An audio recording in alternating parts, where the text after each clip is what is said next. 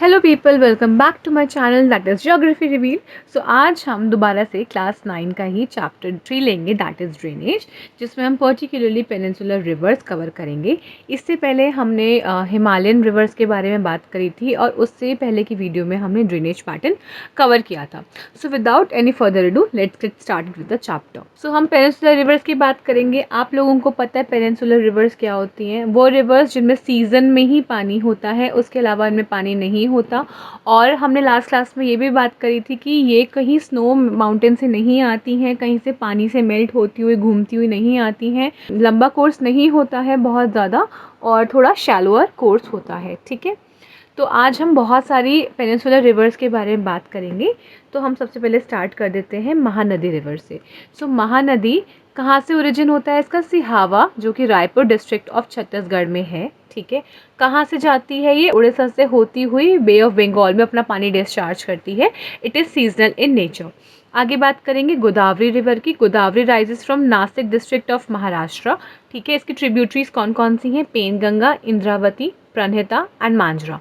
ये largest peninsular river है। Exam में क्वेश्चन ये भी आता है, अगर आप कोई एंट्रेंस एग्जाम देने जाओगे तो अक्सर ये क्वेश्चन आता है कि कौन सी रिवर नॉर्थ इंडिया, ठीक है, और साउथ इंडिया को डिवाइड करती है। तो वो गोदावरी रिवर ही है जो इन दोनों को डिवाइड करती है, क्योंकि दोनों का कल्चर बहुत डिफरेंट है।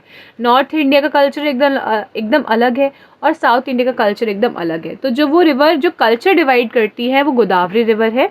ये अगेन सीजनल इन नेचर है, तो इसको हम दक्षिण गंगा भी बोलते हैं। आगे बात करेंगे कृष्णा रिवर की। ठीक है, कृष्णा राइजेस फ्रॉम महाबलेश्वर। महाबलेश्वर कहाँ पे? सह्याद्री। सह्याद्री को आप वेस्टर्न घाट्स भी बोल सकते हो, ये इसका दूसरा नाम है। इसके ट्रिब्यूटरीज हैं कोयना, तुंगभद्रा, भीमा एक्सेट्रा। ये सेकेंड लार्जेस्ट पेनिनसुलर रिवर है। Again it drains into bay of Bengal और ये सीजनल इन नेचर है। Next move on to Kaveri. Kaveri आपकी कहाँ से राइज करती है? ब्रह्मगिरी हिल्स, जो कि आपके कर्नाटका में है। ठीक है, इसकी ट्रिब्यूटरीज कौन कौन सी हैं? काबिनी, भवानी, अमरावती एक्सेट्रा। इसके ऊपर जो फॉल है वो है शिवसमुद्रम फॉल, जो कि बहुत इंपॉर्टेंट वाटरफॉल है। एग्जाम में क्वेश्चन आता है कि शिवसमुद्रम फॉल्स कौन से रिवर के ऊपर बना हुआ है, तो बेसिकली ये कावेरी रिवर के ऊपर बना हुआ है। It against drains its water into the bay of Bengal. It is again seasonal in nature. इसको हम गंगा ऑफ साउथ इंडिया बोलते हैं। अब आप प्लीज़ कंफ्यूज मत होना, एग्जाम में पूछते हैं कि गंगा ऑफ साउथ इंडिया किसको बोलते हैं या दक्षिण गंगा किसको बोलते हैं। हालांकि दक्षिण भी साउथ ही होता है हिंदी में, सॉरी इंग्लिश में। ठीक है, बट एक्चुअली में हम कावेरी को as pure as Ganga consider करते हैं। ये बिल्कुल वैसे ही मूव करती है, वैसे ही फ्लो करती है, इसकी ट्रिब्यूटरीज भी वैसी ही हैं। इसीलिए इसको बहुत ही सेक्रेड रिवर बोला जाता है, इसलिए इसको गंगा ऑफ साउथ इंडिया बोलते हैं, जबकि हम गोदावरी को दक्षिण गंगा बोलते हैं। तो दोनों में कंफ्यूज बिल्कुल मत होना। नेक्स्ट मूव ऑन टू केन।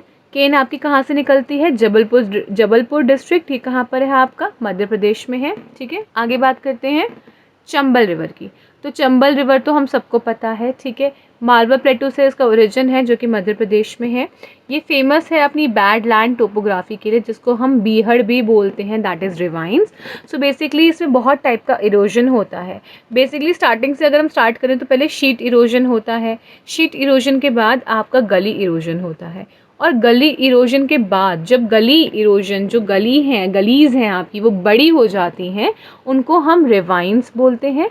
और ravines is another name of bad land topography. अब बैड लैंड से ही आप समझ जाओ कि लैंड जो होता है बहुत ज़्यादा बेकार होता है, किसी भी कल्टीवेशन के लिए बिल्कुल सुटेबल नहीं होता। और ये जो कि एरिया जो होता है वो सेमी एरिड और एरिड एरिया होता है, इसलिए वहाँ पे कोई भी टाइप का कल्टीवेशन नहीं हो सकता, पूरा लैंड खराब हो चुका होता है। सोन की बात करेंगे, ये आपका ओरिजिन कहाँ से है? अमरकंटक प्लेटू से है।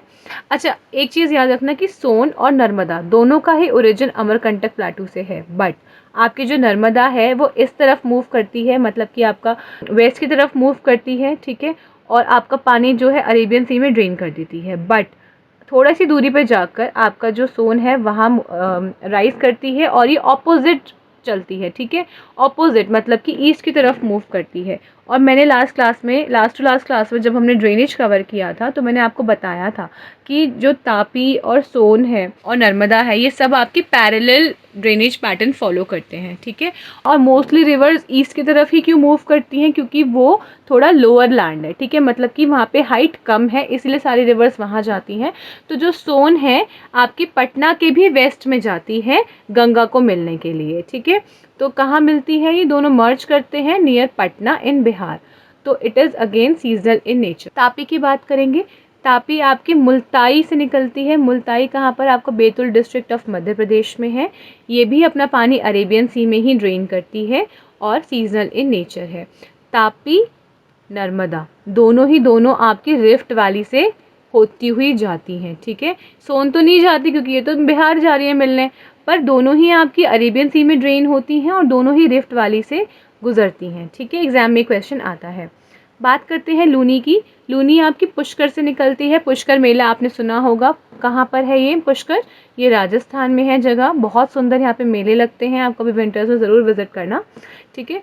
और इसलिए इसको हम लूनी बोलते हैं। ये अपना पानी अरेबियन सी में ड्रेन करती है और ये सीजनल इन नेचर है, क्योंकि ऑब्वियसली राजस्थान में कितनी बारिश होती है ये हम सबको पता है, बहुत ही कम रेनफॉल होती है। ये रिवर मोस्ट इम्पॉर्टेंट रिवर इसीलिए है राजस्थान की, क्योंकि सारा पानी जो भी ड्रिंकिंग वाटर है यही प्रोवाइड करती है, ठीक है। Next move on to Bharathapuzha river. Bharathapuzha river आपकी कहाँ से राइज करती है, अन्नामलाई हिल से। अन्नामलाई हिल्स आपका तमिलनाडु में है, ठीक है, बहुत इंपॉर्टेंट हिल है।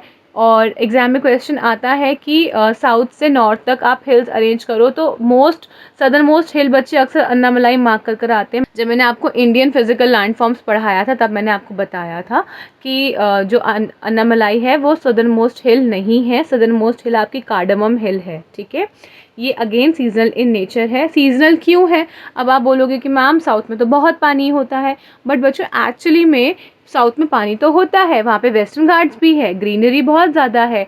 और आपकी जब हम नेक्स्ट चैप्टर कवर करेंगे तो मैं उसमें बताऊंगी कि पानी तो बहुत ज़्यादा आता है, बट एक्चुअली में यहाँ पे 2 रीज़न्स हैं जिसकी वजह से पानी नहीं हो पाता पीने के लिए। क्योंकि पहली चीज़ तो ये कि आपका कोस्ट के पास है, ठीक है, और कोस्ट के पास जो भी पानी होता है वो आपका सॉल्टी इन नेचर होता है। दूसरी चीज़ ये, यहाँ पे रेन वाटर हार्वेस्टिंग नहीं होती, हालांकि गवर्नमेंट ने काफ़ी जगहों पे कंपलसरी कर रखा है, बट सिर्फ कुछ ही जगहों में होती है और उससे हम पानी रिस्टोर नहीं कर सकते। Same goes with north India. North India में तो बिल्कुल ही कहीं रेन वाटर हार्वेस्टिंग नहीं होती, तो इसीलिए यहाँ पे पानी पीने को नहीं मिलता है, इसीलिए रिवर सीजनल इन नेचर है, हालांकि होना पेरिनियल चाहिए, ठीक है, पेरिनियल। और हाँ, एक चीज़ और, पेरिनियल ज़रूरी नहीं है कि पानी स्नो से मेल्ट होकर ही आएगा, इसीलिए कभी कभी ऐसा होता है, जैसे आप देख रहे हो अभी बारिश बहुत ज़्यादा हो रही है, तो जब वेस्टर्न डिस्टर्बेंसेस होते हैं या आपके जेट स्ट्रीम्स जो हैं, अभी हम क्लाइमेट में पढ़ेंगे, जब वो आती हैं, है ना, तो उसमें बहुत सारी रिवर्स जो हैं पानी उनमें भर जाता है, क्योंकि रेनफॉल का सीज़न होता है। तो रेनी सीज़न की वजह से काफ़ी जगहों पे काफ़ी रिवर्स में पानी हमेशा रहता है। तो यहाँ पे कहने का मतलब यही है कि भरतपुज़ा में पानी हो सकता है अगर हम ढंग से, भरतपुज़ा के बहुत सारे रिवर्स में अगर हम ढंग से उसको यूज़ करें, ठीक है। इसका अनदर नेम है पोनानी। बेतवा के बारे में बात करेंगे। It rises in the Vindhyan range north of Vindhya, Hoshangabad में, मध्य प्रदेश में होशंगाबाद आपका डिस्ट्रिक्ट है, होशंगाबाद में आपका विंध्यन रेंज आता है, उसके नॉर्थ से आपकी बेतवा रिवर निकलती है, ठीक है।